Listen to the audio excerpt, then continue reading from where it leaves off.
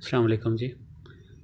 आज हम बात करेंगे जो स्मॉल रूमिनेंट जो भेड़ बकरियां हैं इनके लिए जो जंतर की अफादियत और जंतर से कैसे ज़्यादा कैसे ज़्यादा से ज़्यादा फ़ायदा कैसे ले सकते हैं।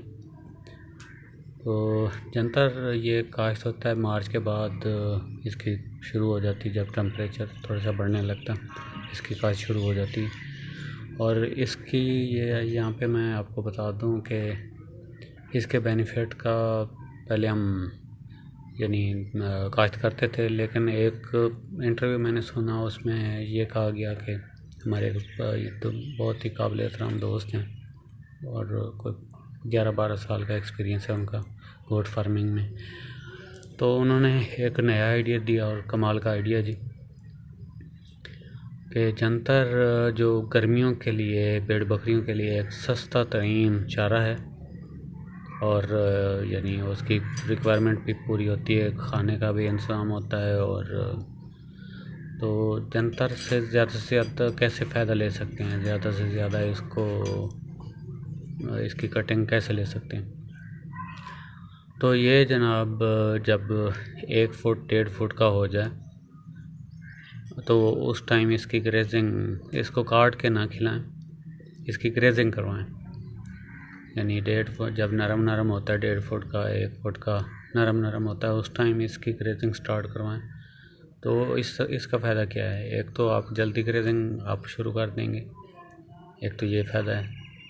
दूसरा फ़ायदा ये है कि नरम की जब ग्रेजिंग करवाएंगे तो वो अगर बकरियों के पाँव के नीचे आएगा भी सही तो वो खड़ा होके उससे फोट निकलेगी, दोबारा वो स्प्राउट करेगा। तो नॉर्मली लोग तकरीबन मैंने जो देखा है अपने इलाके में, यहाँ पे इस तरीक़े पे कोई भी अमल नहीं करता। लोग क्या करते हैं, पूरे जंतर के सीज़न में 2 से 3 कटिंग ले रहे होते हैं, 2 से 3 कटिंग बस। तो वो क्या करते हैं कि बड़ा ज़्यादा तो कंसेप्ट ये है कि फली जब निकल आए उस टाइम खिलाना चाहिए, उसका ज़्यादा फ़ायदा है। तो ऐसा इसमें कोई साइंस, रॉकेट साइंस नहीं है। तो उसका यही होता है कि उस टाइम ज़्यादा मांस उसका होता है और वरना उसका और कुछ नहीं है उसमें। तो बल्कि वो नुकसान है कि आप कटिंग कम ले रहे होते हैं, ओवरऑल जो आपने टाइम जो चारा लेना है वो कम आएगा आपके पास। तो 1 फुट 1.5 फुट के जंतर पे ग्रेजिंग करवाने का ये है कि वो नरम अगर पाँव के नीचे आ भी गया तो टूटेगा नहीं। जो बड़ा होता है वो टूट जाता है और फिर दोबारा स्प्राउट नहीं करता। ये अगर टूटेगा भी सही, पाँव के नीचे आ जाएगा तो दोबारा स्प्राउट कर जाएगा। और इसको चलाया जा सकता है ये अक्टूबर नवंबर तक, और बार आप 5-6 महीने ये आसानी के साथ इसके ऊपर ग्रेजिंग करवाई जा सकती है। सही है, लेकिन असूल वही रहता है कि ज़्यादा क्योंकि ये प्रोटीनियस सोर्स है, तो ज़्यादा ग्रेजिंग जो है वो शुरू में अगर आपने स्टार्ट किया तो शुरू में किसी भी जानवर को पेट भर के, बिल्कुल जो ज़्यादा पेट भरा होता है उस तरह नहीं, उसको नॉर्मल आप ग्रेजिंग करवाएं स्टार्ट में हफ्ता 10 दिन। उसके बाद फिर जानवर खुद ही अपने हिसाब से खाना शुरू कर देते हैं। शुरू में ये होता है कि जानवर अपनी लालच, क्योंकि वो नया चारा होता है तो वो ज़्यादा खाना शुरू कर देता है। तो आपने शुरू में ख्याल रखना होता है ताकि अफारा वगैरह ना हो। अगर अफारा वगैरह का मसला किसी जानवर में बने तो उसको फ़ौरन तेल भी दिया जाता है, गुड़ भी दिया जाता है, अचार भी दिया जाता है, जो होता है ये सिरका वो भी दिया जाता है। कुछ और भी होंगे इसके इलाज, वो आप मुझे बता दीजिएगा। अगर ज़्यादा अफारा हो तो वो फिर जो ये सुई होती है, बड़ी सुई, जैसे ये बड़े जानवरों को ऑक्सीटोसिन का टीका लगाते हैं, वो वाली सुई जानवर के पेट में मार दी जाती है। तो और वो गैस वहाँ से निकलता रहता है, उसका भार कम हो जाता है इस तरह।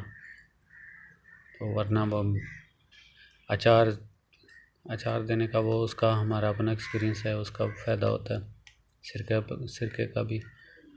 तो जब एक्चुअली होता क्या है कि सिरका या अचार उसमें वो सिट्रिक एसिड होता है और कुछ एसिड और भी होते हैं, तो वो ना पेट में जाते ही वो उसकी पीएच को डाउन कर देते हैं और डाइजेशन तेज़ हो जाती है। तो इस तरह से वो फ़ायदा होता है। तो ये है जंतर के फ़ायदे। और एक बहुत ही सस्ता तरीन 20 रुपये एक जानवर का डेली का ख़र्चा आता है अगर जंतर पे पाले जाएँ। सही। तो जो भेड़ें हैं वो तो थोड़ी बहुत ग्रेजिंग फिर भी कर लेती हैं चर चुर के कोई, लेकिन जो बकरे या बकरी हैं उनके लिए ये चारे का इंतज़ाम लाजमी करना पड़ता है।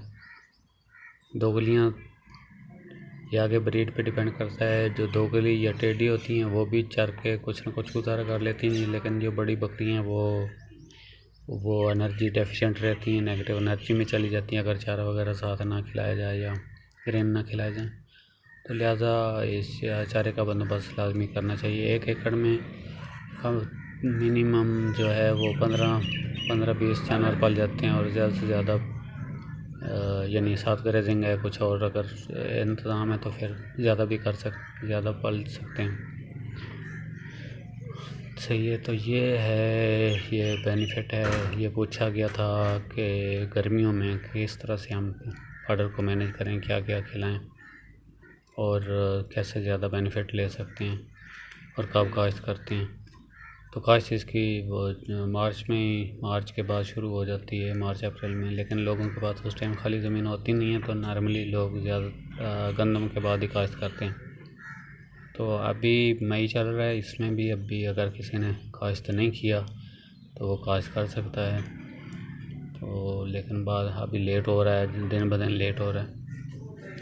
अगर काश्त नहीं किया हुआ तो जल्दी से इसको बगैर देर किए इसको काश्त करें। इसके 2 तरीके होते हैं काश्त करने का। एक पहले ज़मीन को रौनी करके और यानी पानी लगा दिया जाता है। तो जब 2-3 दिन बाद जब वो उसका वतर आ जाता है तो फिर उसमें बीज बखेर के रोटावेटर कर दिया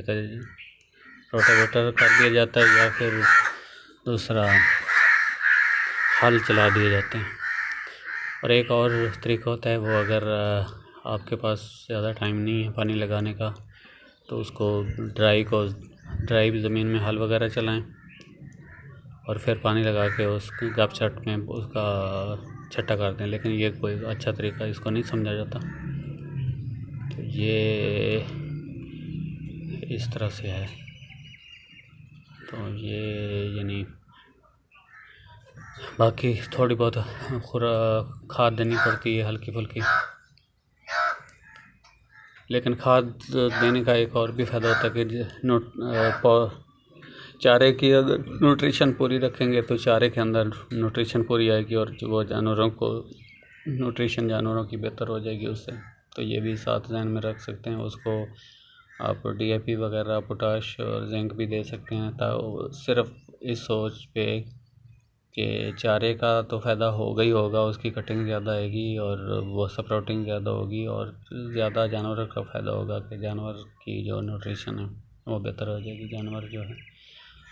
जानवर को तो नहीं पता कि उसके अंदर की क्या न्यूट्रिशन, लेकिन यह है कि जो तजर्बे हुए हैं, जो लोग बताते हैं कि जानवरों को भी मिनरल्स और विटामिन्स, प्रोटीन, इन सारी चीज़ों की ज़रूरत होती है। तो वो अगर हम केयर करेंगे, जिस चीज़ की भी केयर कर लें वो उसका फ़ायदा होता है। ठीक है। लेकिन कुरान पाक का फ़ैसला है कि आ जानने वाले और ना जानने वाले बराबर हैं। तो ये इन्फॉर्मेशन का फ़ायदा होता है और ये फ़र्क है। नॉलेज ज़ाहिर है, नॉलेज को इस्तेमाल करना चाहिए अपने फ़ायदे के लिए। तो ये मैं यहाँ पे आपको बता दूँ, ये मुझे भी कुछ अर्सा पहले इसके इस तरह इस्तेमाल का पता चला। पहले मेरे नोटिस में ये नहीं था, लेकिन अब मालूमात आई और इसका मैंने फ़ायदा देखा तो मैंने आपके साथ शेयर कर रहा हूँ। तो बहुत शुक्रिया जी। तो जिन दोस्तों ने चैनल सब्सक्राइब नहीं किया वो प्लीज़ सब्सक्राइब कर दीजिएगा और बेल के बटन को प्रेस कर दीजिएगा और लाइक और शेयर कीजिएगा दोस्तों को जिनको इस चैनल की ज़रूरत हो, ताकि वो भी मालूमात से फ़ायदा उठाएं और हमारी कोशिश होती है कि सही मालूमात जो रिसर्च बेस है उसको ही पहुंचाया जाए। तो बहुत शुक्रिया जी, थैंक यू, अल्लाह हाफ़िज़।